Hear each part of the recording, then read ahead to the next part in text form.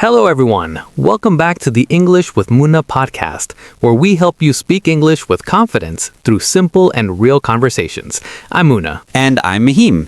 If you want to sound more natural and modern in English, you're in the right place. Today's topic is a bit funny and also very useful. 10 English words you should never use in 2026. Yes, don't worry, Muna. These words are not wrong, but they sound old-fashioned, too formal, or unnatural in daily conversation. So if we use them, people might think our English is strange? Exactly. So today we'll show you what to avoid and what to say instead. Why this topic is important. Mahim, why should learners care about this? Because learning English is not just about grammar. It's also about sounding natural and modern. That's true. Sometimes textbooks teach words that nobody uses in real life. Exactly. So if you want to speak like real people, you need to update your vocabulary. Tip 1. Avoid very good. Use better alternatives. All right, let's start with the first word. The first one is very good. Wait, that's a very common phrase. Yes, but it's overused. Instead, you can say great, awesome, or excellent. So instead of very good, I can say that's awesome. Perfect. It sounds more natural and expressive. Tip 2. Avoid I am fine all the time. What's next? The second one is I am fine.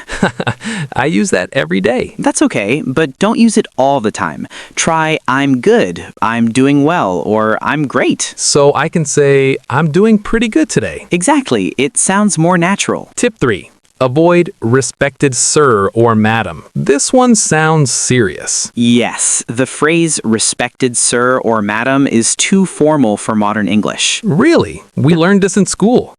Yes, but now people usually say dear sir or simply hello. Oh, that's much simpler. Tip 4. Avoid kindly. What's the next word? The word is kindly. Like, kindly send me the file? Yes, it sounds too formal or old-fashioned. Instead, say, please send me the file. That's easier and more natural. Tip 5. Myself Muna. Okay, I think I know this one. Yes, many learners say myself Muna. That's wrong, right? Yes, the correct way is my name is Muna or I'm Muna. Simple and correct. Tip 6. Do one thing. This sounds interesting. Yes, many people say do one thing. I've heard that a lot. Instead, say here's what you can do or you can try this. That sounds more natural. Tip 7. Revert back. What about this one? The phrase revert back is incorrect. Why? Because revert already means go back, so saying back again is unnecessary. Oh, so what should we say? Just say reply to me or get back to me. Tip 8. Discuss about. This one sounds familiar. Yes, many people say discuss about something. Is that wrong? Yes, the correct form is discuss something. So I should say, let's discuss the plan. Exactly. Tip 9. Passed out. Wrong meaning. This one is confusing. Yes, in some countries, passed out means finishing school. But in English? It means losing consciousness. That's dangerous. So instead, say, I graduated from college. Tip 10. What is your good name? I know this one. Yes, many learners say, what is your good name? But native speakers don't say that, right? Correct. Just say, what's your name? Much simpler. Vocabulary time.